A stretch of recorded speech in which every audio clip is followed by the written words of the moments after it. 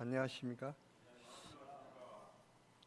여름 수양의 이후에 우리가 특강을 하고 또 오랜만에 이제 또 출애굽기 말씀으로 돌아온 것 같습니다. 날씨가 오늘 또 무척 더워야 되는데 하나님께서 스프링클러를 한번 돌리시니까 아주 시원해진 것 같아요.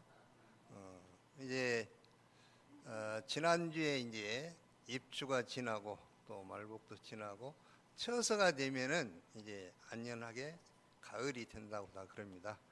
가을은 이제 우리가 잘 아는 것처럼 이제 코스모스를 비롯해서 또 이제 뭐 결실의 계절이다 이런 말 많이 했잖아요. 가을 학기에 이제 우리 새롭게 우리가 바이블하우스를 이렇게 좋게 이제 다 예비하고 준비해 놨는데 이제 본격적으로 가을 학기 때부터는 우리가 이 바이블하우스를 통해서 많은 양들을 얻을 수 있기를 간절히 기도합니다. 간절히 기도하고 우리가 적극적으로 우리가 바이블하우스를 통해서 많은 양들을 얻을 수 있기를 기도합니다. 오늘 말씀은 출애굽기 24장 말씀입니다. 요절 말씀 24장 8절 말씀 한 목소리 읽겠습니다. 시작. 모세가 그 피를 가지고 백성에 뿌리며 이르되 이는 여호와께서 이 모든 말씀에 대하여 너희와 세우신 언약의 피니라. 하나님께서 이스라엘 백성을 이제 출애굽시킨 이유는 그들과 이제 언약을 맺고 그들과 교제하시며 그들의 하나님이 되기를 간절히 원하신 것입니다.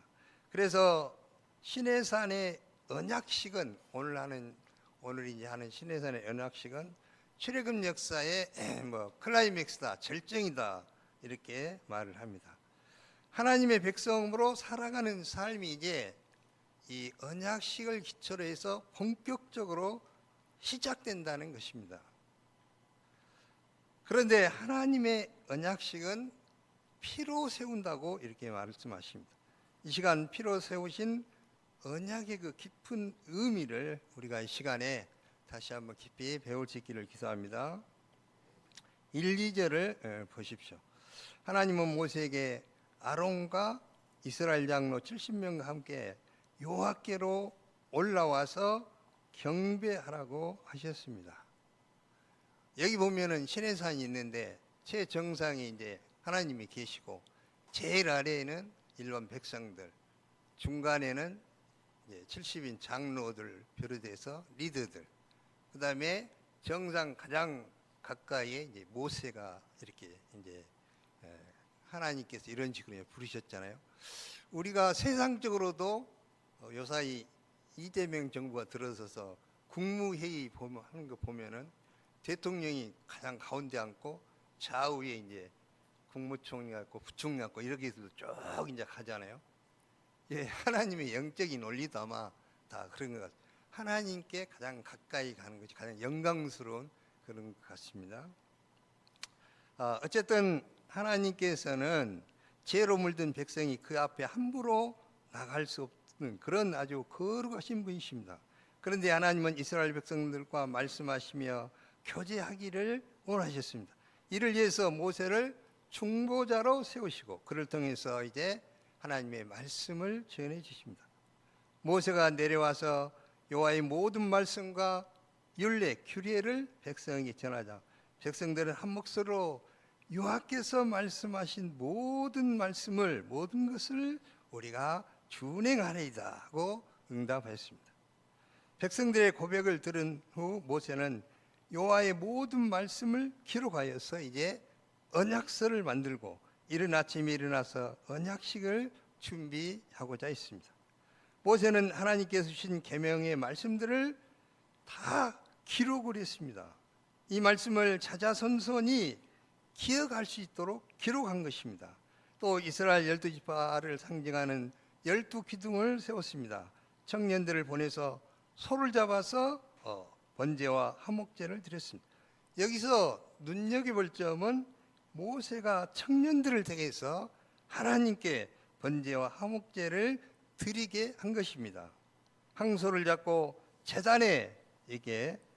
재단에다가 이렇게 제물을 올릴 때 물론 젊은이들의 힘이 필요했을 것입니다. 그러나 여기서 모세가 강조하는 이유는, 모세가 여기서 말하고자 하는 것은 이스라엘의 미래 세대를 대표하는 청년들이 하나님과의 언약에 헌신하며 동참하는 모습을 여기에 드러내고 있다는 것입니다. 모세는 젊은이들이 언약식을 준비하는 그런 주역들로, 주인공들로 헌신하게 하였습니다. 우리 칠부 역사의 주역들은 누구입니까? 칠부 역사의 주역들도 마찬가지로 청년들이라고 할 수가 있습니다. 지난주 수요일 날 보면 나 있잖아요. 청년부 수요일 예배를 처음으로 이곳에서 이제 청년부가 자립해서 예배를 드리기 시작했습니다. 이건 아주 역사적인 일입니다. 자, 누가 말씀을 전했는가요? 처음으로 임요한 목자가 말씀을 전했고요. 그 다음에 누가 서 있는가요? 우리 바울 목자님이 소감 발표를 하셨습니다. 자, 그 다음 넘겨보세요. 자, 이렇게 12명이 모여서 이렇게 첫 이제 청년 예배 모임을 하게 됐습니다. 그리고 끝나고는 이렇게 아름답게 교제 시간을 가졌습니다. 우리 기업 목자님한테 물어봤더니 이제 이것은 시작이고 금방 30명이 모여서 청년부가 이렇게 이제 이렇게 예배를 드릴 수 있기를 기도한다고 그랬습니다. 기도대로 될 것을 믿습니다. 12명이 모였는데 이 다음에는 예를 들면 20명이 모이면 20명 이상 모이면 이제 자립해서 이렇게 20명, 30명 되면은 주일 예배도 드려야 할 것 같습니다. 그러니까 우리 청년들이 이렇게 비전을 가지고 하나님께서 우리 청년들을 통해서 우리 칠부 역사도 앞으로 크게 이루실 것을 믿습니다. 이를 위해서 우리가 간절히 날마다 기도해야 되겠습니다. 하나님은 오늘날도 청년들이 이 시대 언약의 주역이 되기를 간절히 원하십니다. 청년들이 하나님과의 언약이 계승되도록 책임지고 청년들이 헌신할 때 이 시대가 회복되고 언약의 은혜가 다음 세대로 계속해서 흘러가게 될 것입니다. 우리 가운데 부름받은 귀한 청년들이 전심으로 주의 말씀에 순종하고 언약을 계승할 주인공들로 굳게 세워지기를 간절히 기도합니다. 모세는 제문의 피, 항소의 피를 받아서 반은 여러 양푼의 그릇에 담고 반은 제단에다가 뿌렸습니다. 이는 언약식이 하나님과 이스라엘 백성 간의 언약이므로 하나님께서도 친히 이 언약의 당사자로 참여하고 계신다는 것을 보여줍니다. 하나님은 본래 거룩하시고 완전하시며 거짓이 없으시고 한 번 하신 약속은 반드시 이루시는 분이시므로 피 뿌림을 필요로 하지 않으십니다. 그런데도 하나님은 피로 맺는 언약식 가운데 친히 임재하셔서 이 언약이 절대로 변경할 수 없는 피의 언약이 되도록 함께해 주고 계시는 것입니다. 모세는 피의 반을 이제 제단에 뿌린 후에 언약서를 백성에게 낭독하여 다시 하나님께서 주신 말씀을 듣게 하였습니다. 이는 중요한 계약을 앞두고 계약서의 내용을 다시금 백성들에게 분명하게 되새기기 위함이었습니다. 이스라엘 백성은 이미 2차례나 하나님의 말씀에 순종하겠다고 고백했지만 이번에는 그 말씀이 문자로 기록된 언약서를 앞에 두고 근거로 세 번째 동의를 구하고 있는 것입니다. 백성들은 여호와의 모든 말씀을 우리가 준행하리이다 하며 믿음으로 세 번째 응답하였습니다. 이 고백은 즉흥적인 결단이 아니라 언약서에 기록된 그 하나님의 말씀 앞에서 드리는 진실한 결단이었습니다. 백성들은 감격에 겨워서 대답했습니다. 우리를 구원해 주시고 거룩한 백성 제사장 나라로 삼으셔서 감사합니다. 우리가 반드시 주의 계명을 다 지키겠습니다. 다 같이 5절 8절 읽겠습니다. 시작. 모세가 그 피를 가지고 백성에 뿌리며 이르되 이는 여호와께서 이 모든 말씀에 대하여 내가 세우신 언약의 피니라. 모세는 양푼에 담아둔 절반의 피를 백성에게 뿌리며 선언했습니다. 이는 여호와께서 이 모든 말씀에 대하여 너희와 세우신 언약의 피니라. 이 순간 하나님과 백성 사이에 언약이 공식적으로 체결되고 이제 실제적인 효력을 갖게 되었습니다. 언약의 피는 하나님과 인간 사이의 관계의 피로서 단단히 맺어진 관계임을 선언하는 증거입니다. 우리도 그러잖아요. 중요한 내용을 약속할 때는 도장을 찍습니다. 그 약속이 진실됨을 보증한 것입니다. 더 중요한 일이 있을 때는 이제 인감 도장을 이렇게 찍고 인감 증명서를 첨부를 해야 됩니다. 하나님은 도장 대신에 피를 흘리게 하셨습니다. 반은 하나님께 흘리게 하고 반은 이스라엘 백성들에게 흘리게 함으로써 서로 피를 걸고 약속을 지키겠다고 한 것입니다. 그렇다면 하나님께서 이 언약을 피로 세우신 이유가 무엇일까요? 첫째, 언약의 엄중함입니다. 다시 말하면 목숨을 건 생명의 언약이라는 것입니다. 이 언약은 지켜도 되고 안 지켜도 되는 것이 아닙니다. 생명을 걸고 반드시 지켜야 하는 맹세라는 것입니다. 이 언약을 파기할 경우 죽게 됩니다. 에덴 동산에서 아담이 하나님이 주신 언약의 말씀을 깨뜨렸기 때문에 에덴에서 쫓겨나 죽음에 이르게 됐습니다. 창세기 2장 16, 17절 보면 동산 각종 나무의 열매는 내가 임으로 먹되 선악을 알게 하는 나무의 열매는 먹지 말라. 내가 먹는 날에는 반드시 죽으리라. 이것이 인류 최초의 언약, 아담 언약이라고 합니다. 그런데 아담이 선악과를 따먹고 언약을 깨뜨렸기 때문에 인간은 죽음에 이르게 된 것입니다. 너는 흙이니 흙으로 돌아갈 것이니라. 사형 선고를 이렇게 받게 된 것입니다. 이제 하나님께서는 택하신 아브라함의 후손 이스라엘 백성들과 다시 언약을 깨어진 언약을 맺고자 하셨습니다. 시내산 언약 여기까지 오는데 하나님이 얼마나 많은 애를 쓰셨습니까? 아브라함을 선택하시고 그 후손들을 키우시고 애굽에서 건져내시고 홍해를 건너게 하시고 마침내 여기 시내산까지 오게 하셨습니다. 이렇게 하나님께서는 이스라엘 백성들과 새롭게 언약을 맺고자 하신 것입니다. 그 언약을 경고케 하기 위해서 피를 뿌리셨습니다. 언약의 피의 도장을 찍으신 것입니다. 사람들 사이의 계약은 도장이나 서명, 예물 교환 등을 통해서 확정되지만 하나님은 피로서 언약을 확증하셨습니다. 특히 값비싼 항소의 피를 사용하셨습니다. 성경에서 피는 생명을 상징합니다. 피가 뿌려졌다는 것은 한 생명이 이미 죽은 것을 말하는데 한 생명이 죽어짐으로 한 생명이 살아난다는 것입니다. 그런데 이 원리를 언약을 맺는데 가져와서 사용한 것은 언약을 지키지 못하면 누구든 피를 흘리고 죽어야 한다는 그런 아주 비장한 의미가 들어있는 것입니다. 그만큼 피로 맺은 이 언약은 생명을 건 언약으로서 반드시 지켜야 한다는 언약 관계의 절대성을 말해주고 있는 것입니다. 둘째, 희생과 속죄를 의미합니다. 다시 말하면 제사함과 용서의 은혜가 여기에 들어있습니다.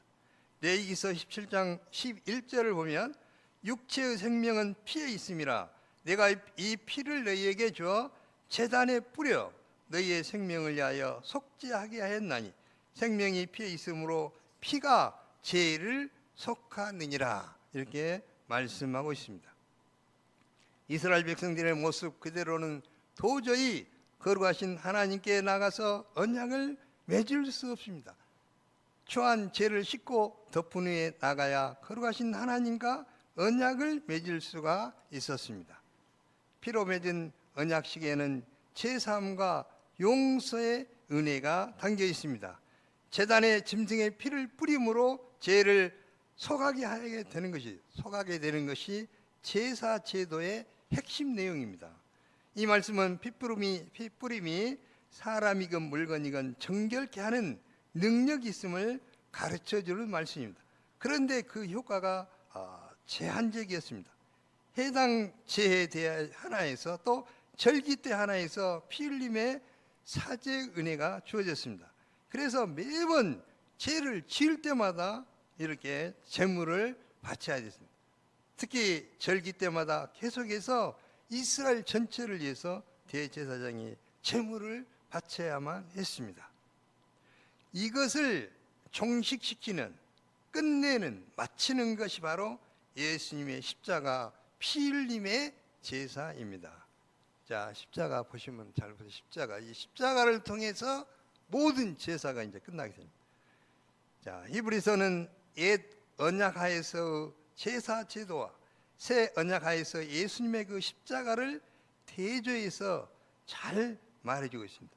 히브리서 지금 9장 12절부터 14절 같이 읽겠습니다. 한번 잘 생각하면서 좀 긴데요. 읽어보겠습니다. 시작. 염소와 송아지의 피로 오직 자기의 피로 영원한 속죄를 일사 단번에 성소에 들어가셨느라.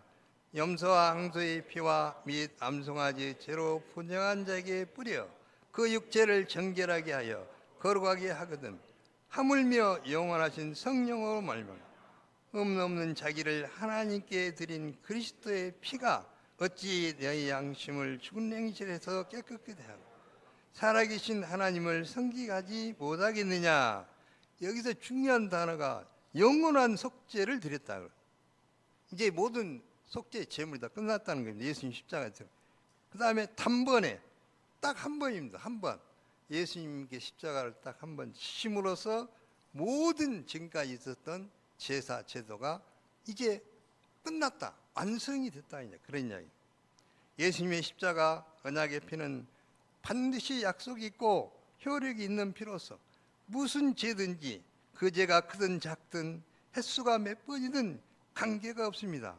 하나님은 예수님을 인류의 모든 죄를 대속할 하나님의 어린 양으로서 이 땅에 보내시고 십자가에 피 흘려 죽게 하심으로써 인류의 모든 죄를 단번에 단번에 영원한 속죄를 이루어 주셨습니다.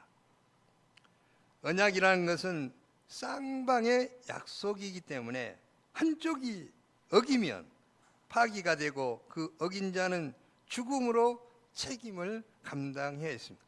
그런데도 하나님은 이 깨어진 언약을 버리지 않으시고 오히려 더 나은 언약, 곧 예수 그리스도의 피로 세워진 새 언약을 준비하셨습니다.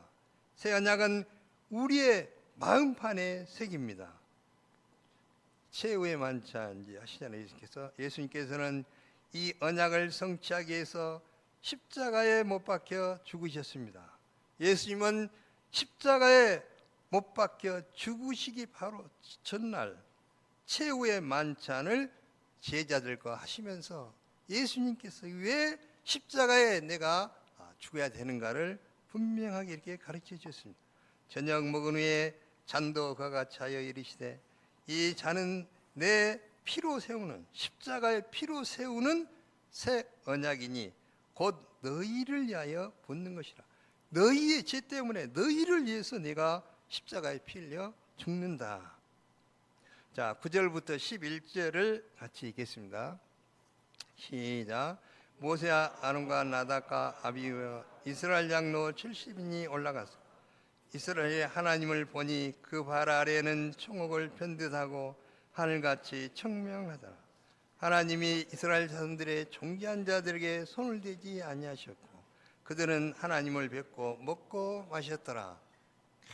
얼마나 아름다운가요?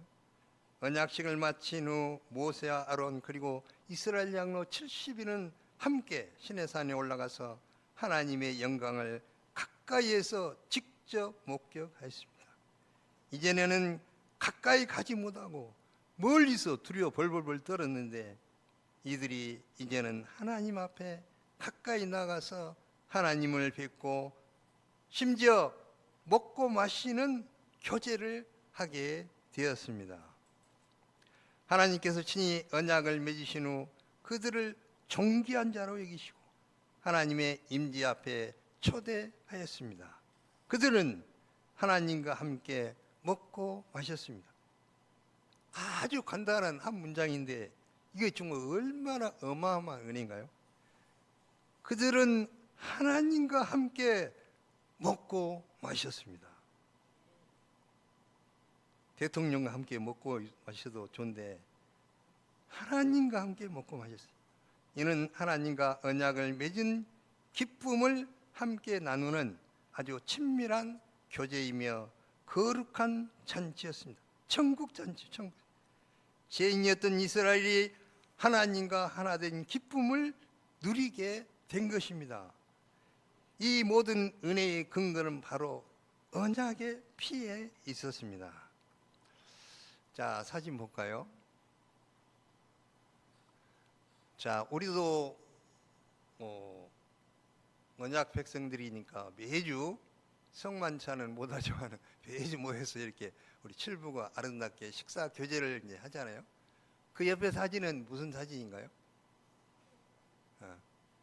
우리 주니어 목자님들이 어디 가서 그때 찍은 사진인데, 그러죠? 우리 주니어 목자님들이 가정이 모여서 아름답게 교제를 나누잖아요. 자, 그 다음에 또 넘겨보세요. 자, 이것은 무슨 사진인가요? 작년에 있었던 일인데 벌써 다 잊어버렸는가요? 작년 가을에 우리가 디바체 펜션에 가가지고 무엇을 했는가요? 바베큐 타임, 바베큐를 이제 그런 시간을 가졌잖아요. 우리가 가을 수양에 오면은 기다려지는 것이 바로 이 바베큐. 이 7부를 시작하면서 이게 이제 이것을 처음으로 우리가 시도해서 그때부터 해서 지금 계속 해오고 있는데, 가을 수양에 오면은 7부 가을 수양에 오면은 바베큐다 이렇게 그 정도로 우리가 이제 중요시 여기면서 계속 이 전통을 이어오고 있거든요. 금년에도 물론 모르겠습니다. 우리 여거스 목사 어떻게 하실지 모르겠지만은 우리가 이 전통을 이어가면서 이게 교제, 서로 사랑하는 우리 형제 자매님들끼리 우리가 하나님 앞에 직접 가서는 못하지, 물론 하나님이 임재하시니까 함께 하는 거 똑같지만은 우리가 서로 이렇게 사랑의 교제를 나누는 것이, 이것이 바로 천국 아닌가요? 이렇게 정말 아름다운 역사, 얼마나 은혜롭습니까? 안 기다려진가요? 우리 선두 목자님, 선행전, 성장사님 저기 작년에 가셨죠? 아직 바베큐는 참석하지 못하고 그때 예배만 늦게 오셨단 말이죠. 올해 한번 얼마나 아름답고 좋은가 한번 체험을 해보면 좋겠습니다. 특별히 우리 청년부 많은 형제 자매들이 참석해서 함께 교제 나눌 수 있기를 기도합니다. 이처럼 우리의 삶은, 우리 성도들의 삶은 하나님과 교제하며 동행하는 아주 은혜의 잔치입니다. 날마다 하나님의 임재를 느끼며 하나님의 얼굴을 뵙고 하나님의 말씀을 먹고 마시며 하나님과 함께하는 삶인 것입니다. 그래서 가나의 혼인잔치가 나온 거 아니에요? 날마다 혼인잔치와 같은 이런 아름다운 삶, 즐거운 삶을 우리가 누려야 되겠습니다. 우리가 예수님의 피로 말미암아 자유롭게 되고 하나님의 특별한 소유가 되었음을 기억하고 하나님과 교제하며 날마다 은혜의 잔치를 누리는 삶을 살 수 있기를 기도합니다. 은혜를 받았으니 어쩔 수 없이 섬겨한다는 의무감이나 부담감에서 벗어나서 하나님과 교제하는 놀라운 축복을 마음껏 누리면서 우리가 하나님께서 맡겨진 사명을 감당할 수 있기를 기도합니다. 결론적으로 하나님은 언약의 피로써 이스라엘을 그의 백성 삼으시고 그들과 함께 하셨습니다. 시내산 언약은 노예 백성을 거룩한 백성 제사장 나라로 키우기 위한 하나님께서 세우신 거룩한 언약이라는 데 의미가 있습니다. 이 언약이 신약의 예수님을 통한 십자가의 새 언약으로 완성이 됐습니다. 우리는 예수님의 피로 하나님과 언약을 맺은 언약 백성들이 되었습니다. 예수님의 피로 의롭다함을 받은 아주 존귀한 자들이 되었습니다. 하나님은 우리도 피로 세운 언약을 기초로 해서 하나님과 교제하는 백성이 되기를 간절히 원하십니다. 기도하겠습니다. 하나님 아버지 감사합니다. 피로 세운 언약, 정말 귀한 말씀을 허락하여 주심을 감사합니다. 저희들이 이 언약을 잘 기억하고 특별히 십자가의 그 언약을 기억하며 날마다 감사하며 기쁨으로 주님을 따르게 도와주시기를 기도하고 원합니다. 귀한 말씀 주심을 감사하며 예수 이름으로 기도합니다. 아멘.